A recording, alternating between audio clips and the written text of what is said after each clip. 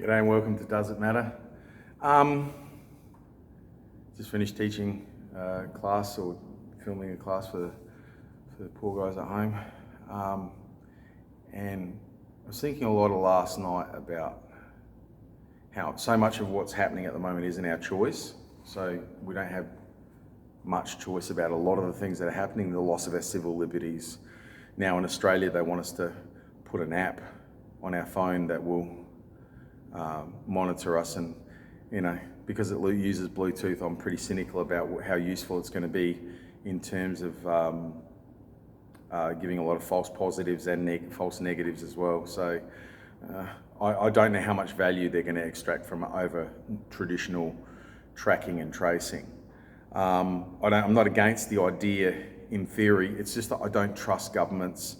I don't really feel like them sticking an app on my phone. It does sound like function creep and authoritarian creep. If they write a kernel level app, it can bypass every function on my phone. It can even switch itself back on. It can reinstall itself. It's a nightmare. It could also be coded at a later date with an update patch to do all manner of things that it wasn't originally designed to do. So letting the government stick an app on your phone is a big deal. As I've said to people, you feel free to do it if you wish to. Again, my libertarian orientation in that sense, do what you want. As long as it doesn't hurt me, you can do as you please. I just don't think it's necessarily a particularly wise thing. We also have a conservative government at the moment that are prone to authoritarianism and have been for a long, long time, since John Howard's time. I don't trust them. So the feeling of almost helplessness that it inculcates in people. It's interesting. My progressive sort of lefty socialist friends are very supportive of most of the measures taken, and so am I largely. But they're deeply worried about authoritarian creep as well. And on the other side, the libertarians are going crazy on Australian Liberty Forum and so on. It's everyone's scared. Everyone's worried about their agency and how easily it can be lost. I mean, this lockdown has demonstrated how just like bang, gone. You're a different creature now. Suck it up, sunshine, because you ain't going anywhere. Go to the shops, go for a walk, and go the fuck home.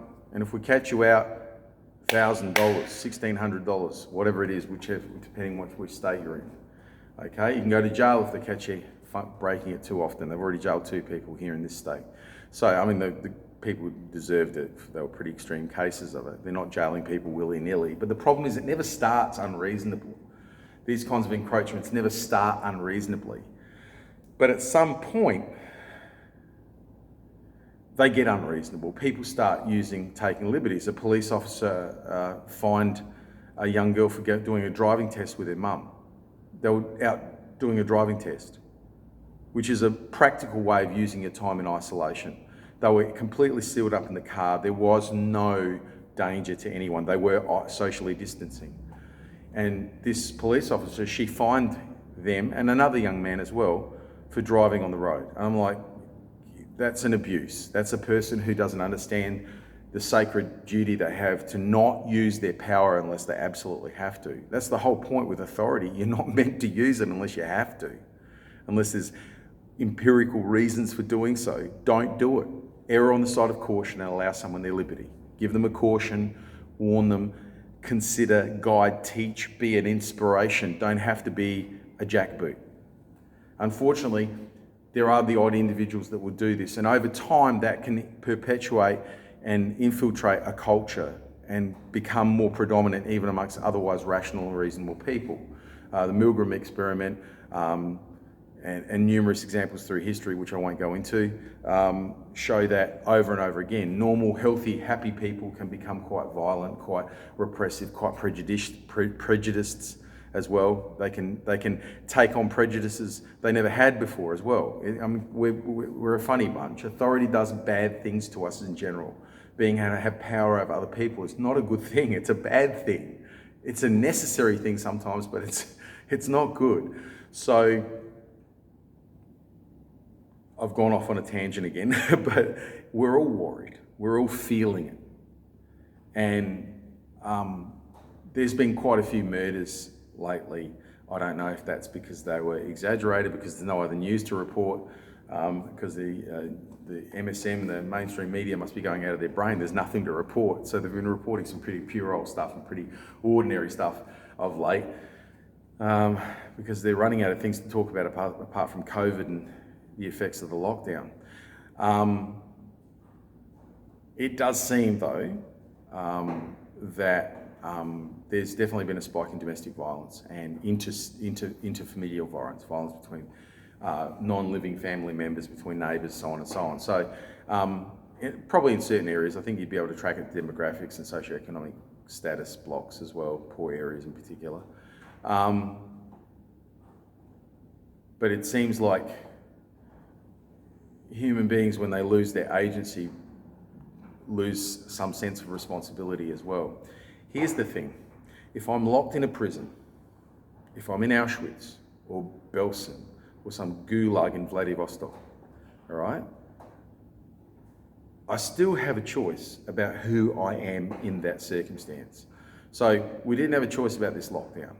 We didn't have a choice about any of the decisions that were made. Really didn't, okay? This has been imposed, it's one of the greatest acts of authoritarianism of the century, and it's been imposed upon us for, I think, very good reasons. Nonetheless, it is incredibly dangerous, and we all feel it.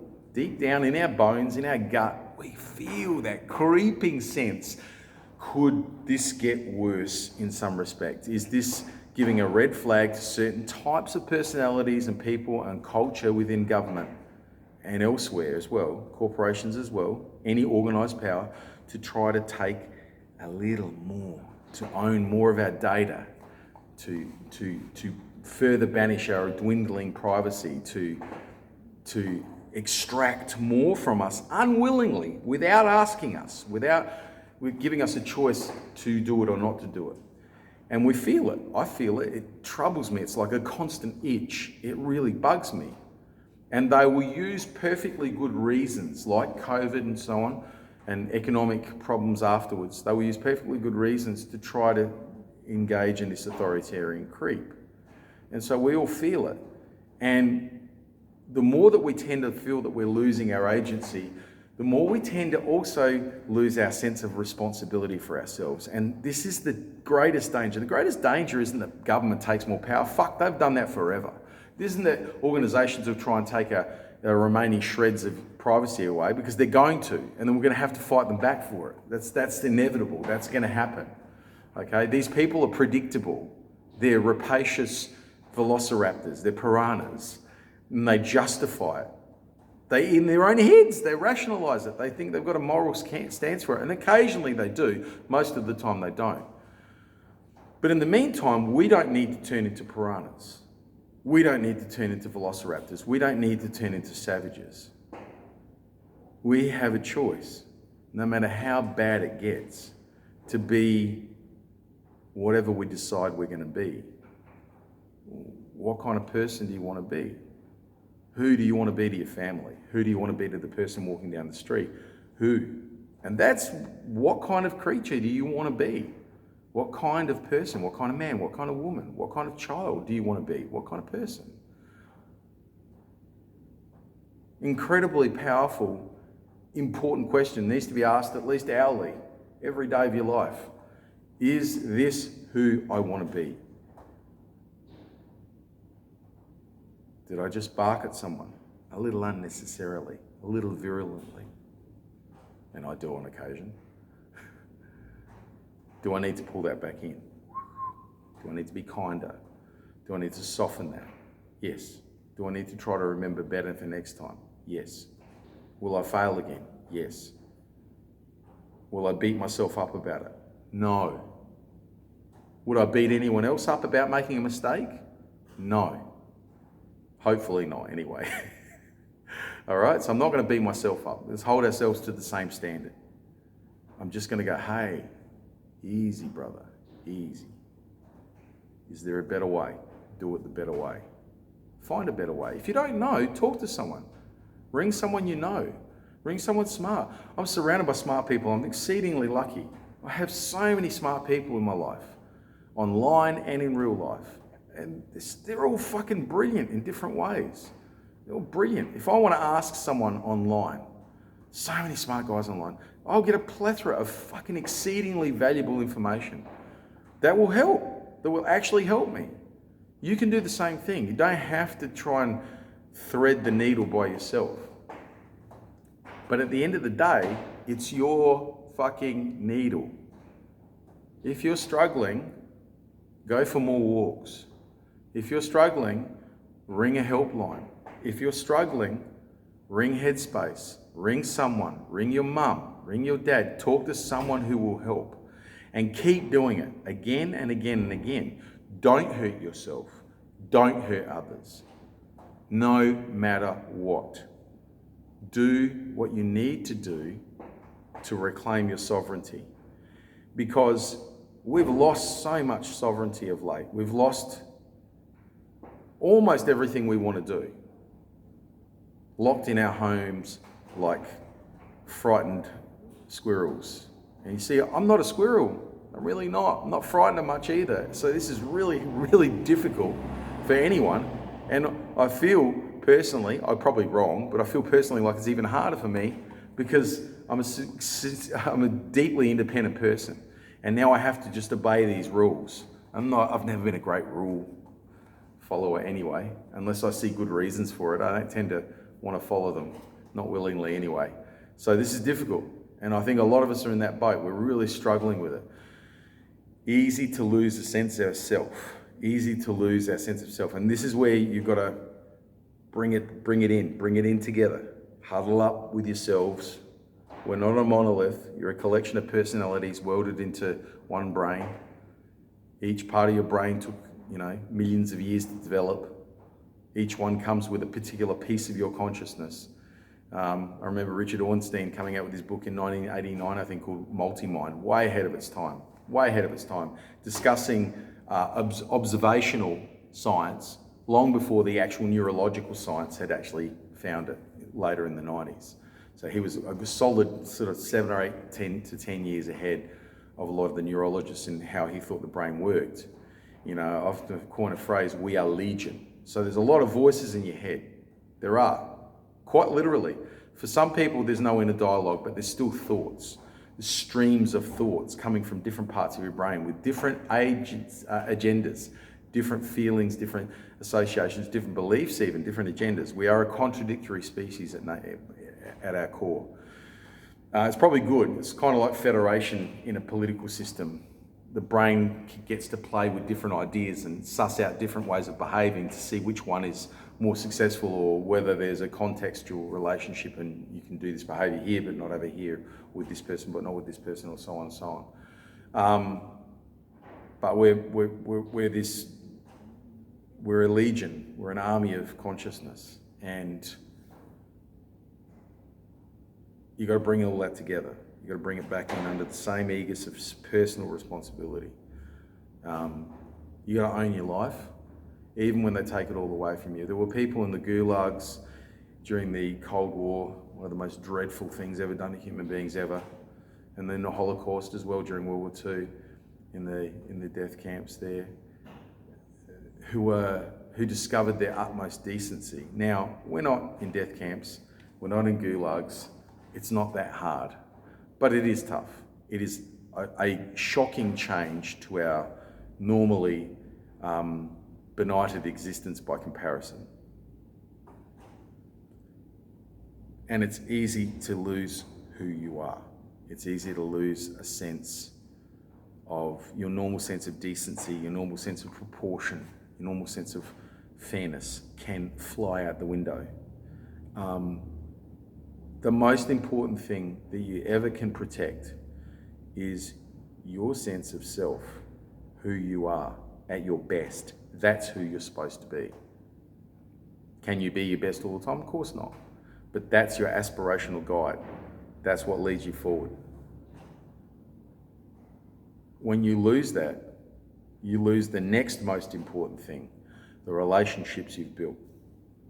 There are people out there now who are severely damaging their relationships, men and women, children too.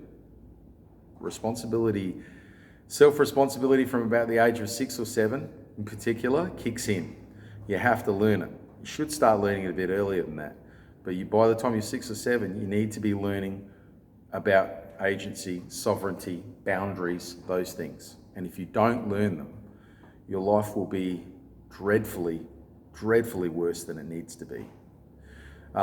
Everyone needs to remember those things. We need to keep a sense of self. We need to keep a sense of the value of our relationships. You can damage a relationship in 5 seconds. I was going to say 5 minutes, 5 seconds, okay? You can breach trust forever, okay? Please be aware of that as we go through these times. Keep your hands away from each other. Watch the words that leave your lips. You can't take them back. There's an old phrase, a Japanese phrase, once said, the lips become cold. Can't take it back. It's done. It's done. Literally bite your lips. Bite your tongue if you had to. Walk away. Think about what you might say instead. Or think about something entirely different if you can't even be coherent about the subject. There goes the truck. If you can't be coherent about things, think about something else entirely. Put some tunes on, go for a run. The most important thing is this is an opportunity. It's not just a thing to be endured. It's an opportunity. It's an opportunity to discover what you're made of, what you could be made of. Discover that if you beat that copper a little harder, it becomes bronze. If you beat that bronze a little harder, I'm using a terrible metallurgy analogy right now, but you beat that bronze a little harder, heat it up, add the requisite amount of carbon, iron and carbon, lo and behold, you can make steel, okay? You don't know what you're capable of until you do it. Everyone's capable of the worst kind of heinous shit.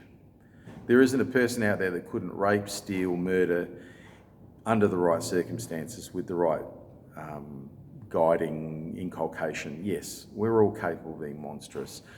I've said it for years. Most of the evil in the world is done by good people. It's not done by psychopaths. It's not done by sociopaths. It's not even done by mentally ill people.